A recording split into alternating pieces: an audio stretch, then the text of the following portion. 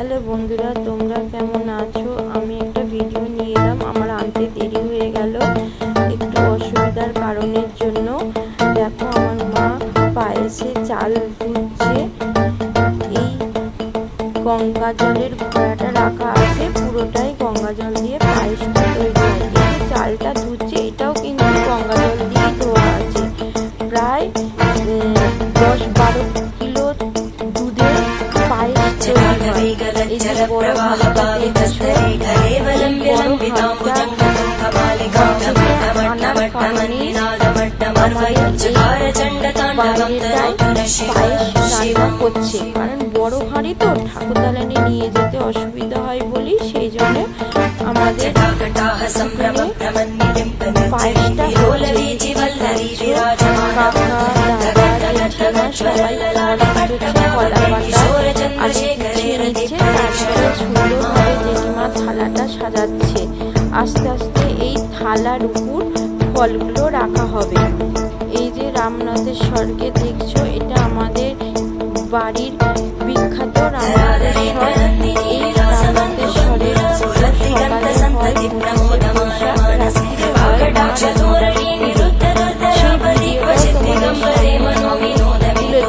এই যে রামনাথেশ্বরের যে ছোট ছোট শিবগুলো দেখছো, এগুলো অনেক শিব আছে। তার মধ্যে আছে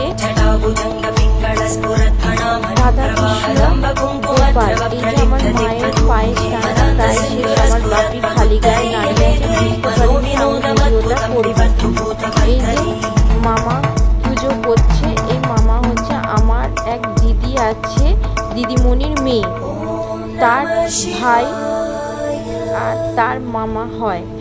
সেই মামা এখানে পুজো করছে। এই যে দাদা দাঁড়িয়ে আছে। এরপর শিবকে আস্তে আস্তে চান করানো হবে। এই যে শিবের ঘরে ফল প্রসাদ সমস্ত দেওয়া হয়ে গেছে। কলা পাতাতেও দেখছো ফল সাজানো আছে, থালাতেও ফল সাজানো আছে। এখানকার নিয়ম যে কলা পাতাতেও ফল দিতে হয়, আবার থালাতেও ফল দিতে হয়। ফুল দেওয়া আছে, পায়েসটাও রাখা আছে। মামা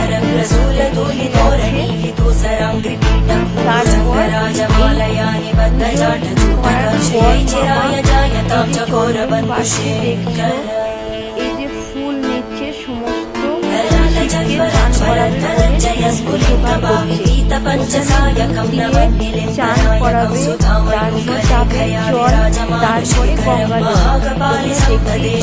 দাদা ঢাক বাজাচ্ছে। আমাদের দুর্গা পুজো, বাসন্তী পুজোতেই ঢাক বাজানো হয়। এই যে তোমাদের বললাম চান করাবে, দেখো মামা চান করাচ্ছে। শিবের গাছে এই চন্দা বেতটা পড়ছে। দাদা ধরে আছে, যাতে মাথাতে একটু বাবার এই চন্দা বেত না পড়ে। এইবার মামা চান করাচ্ছে ডাবের জল দিয়ে। দেখো পুরো ডাবের জলটা বাবার মাথায় ঢালছে। ডাবের জলটা আস্তে আস্তে ঢালছে আর আস্তে আস্তে শিবের থেকে জলটা থালায় পড়ছে।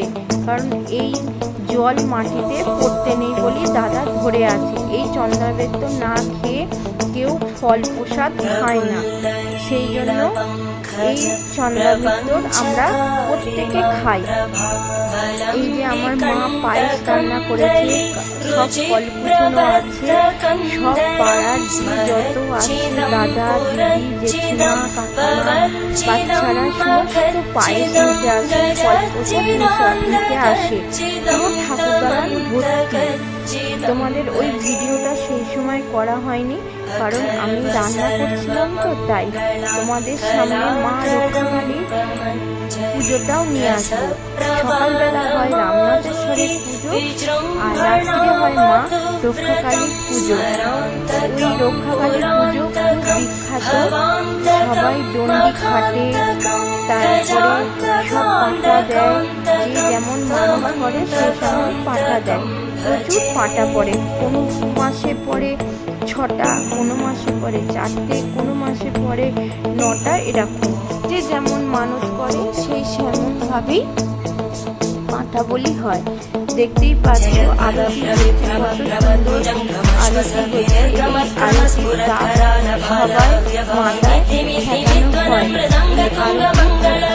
ডাক সবাই মাথায় ঠেকানো হয়। সবার ভিডিওটা আমি তুলে ধরতে পারিনি, তাই তোমাদের আমি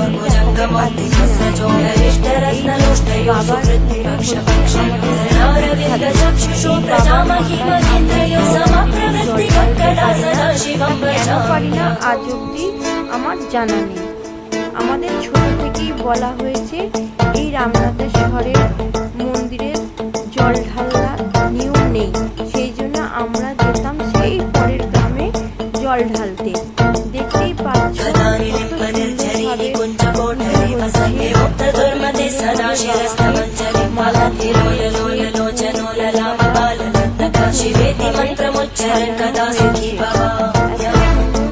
লাগছে, কি বলবো, এই যে ঢাক বাজছে, কান বাজছে, আমার মা আসছে আরতি দেখতে। এখানে এক দাদা কি করছে আমি জানি না।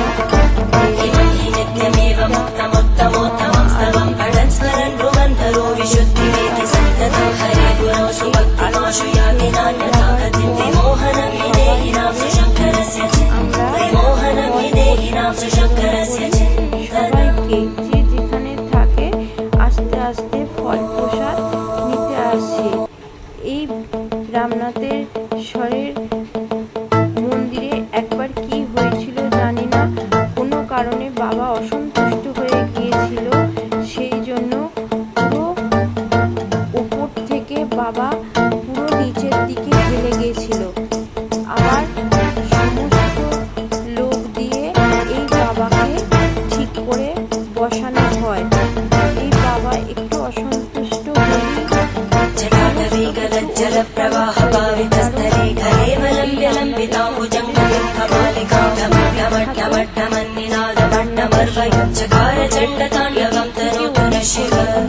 অসন্তুষ্ট হন, সেই জন্য ওনাকে খুব সাবধানে সেবা দিতে হয়।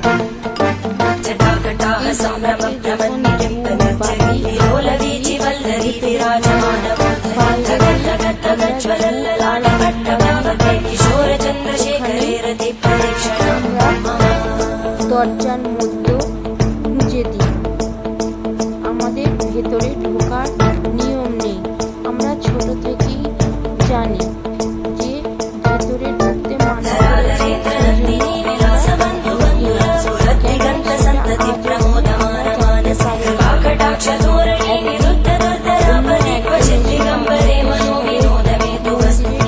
জল ঢেলেছিল বলে বাবা খুব অসন্তুষ্ট হয়েছিল, প্রচন্ড রেগে গিয়েছিল।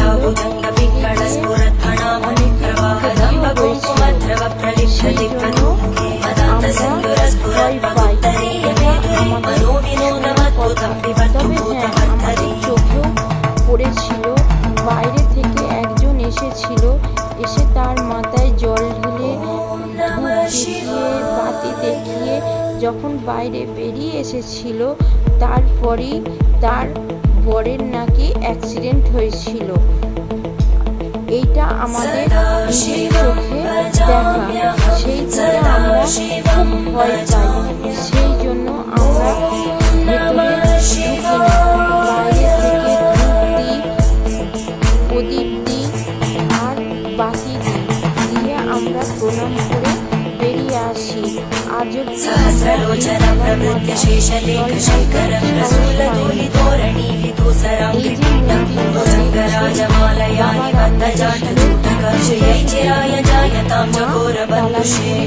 পুজো হয়, এখানে দুর্গা পুজো, বাসন্তী পুজো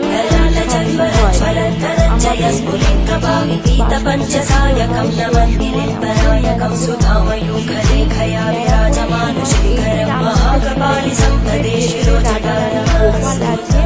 দেখতে পাচ্ছ রাধাকৃষ্ণকে নিয়ে যাওয়া হয় ওই ন্যাড়াপোড়ার ওখানে। কারণ রামনবমী পরের দিন তো রামনবমী দোল খেলা হয়, সেই জন্য অন্য জায়গায় যেমন দোল খেলা হয় এখানে সেটা আমাদের বাগনান রামনবমীর সময় দোল খেলা হয়। তাই আমাদের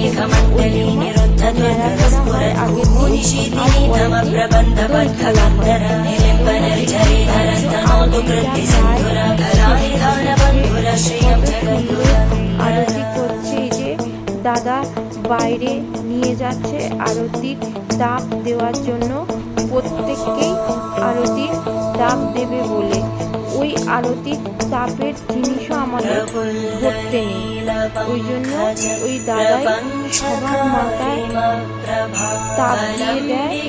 আর যখন যে আসে তার সামনে ধরে সে মাথায় তাপটা দেয়।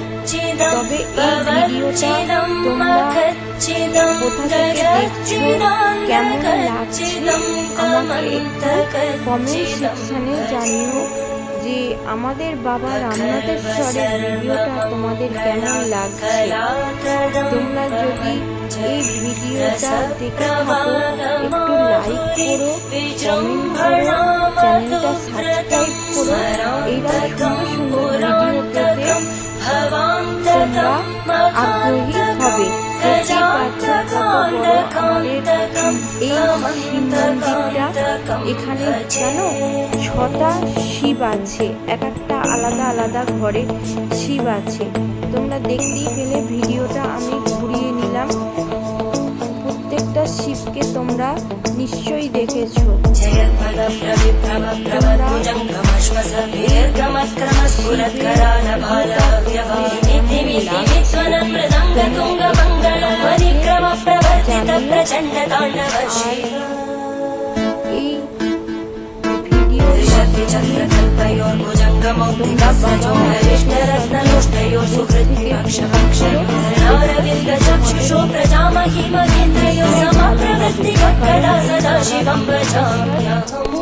জাগ্রত সবার কথা শুনে এবং সবার মনস্কামনা পূর্ণ করে।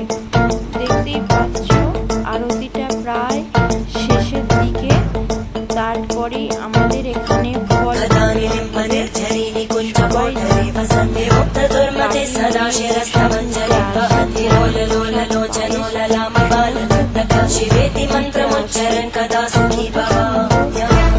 বাবাকে লাগছে। দেখতেই পাচ্ছ আমরা কিন্তু এই মন্দিরের ভেতরে আরতি ঢুকিনি, আমরা সবসময় বাইরে থেকেই প্রণাম করেছি। যখন মা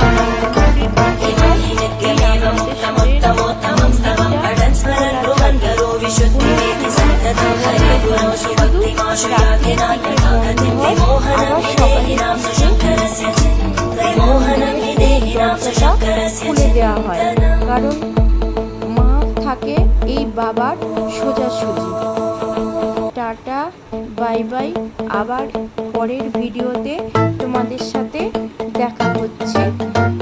এরপর আনবো আমি মা রক্ষাকালীর পুজো। সেই রক্ষাকালীর পুজোর ভিডিওটা তোমাদের কেমন লাগবে সেটাও আমাকে কমেন্ট সেকশানে জানিও।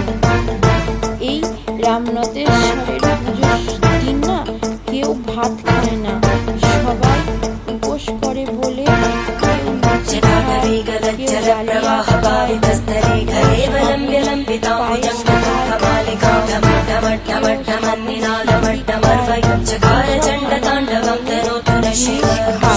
সারাদিন চালের জিনিস কেউ খায় না, সবাই নিরামিষ খায়।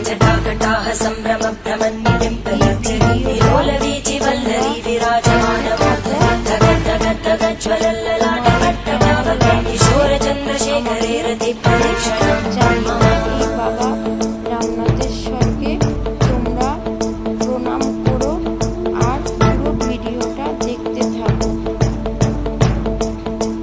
Tata, bye bye.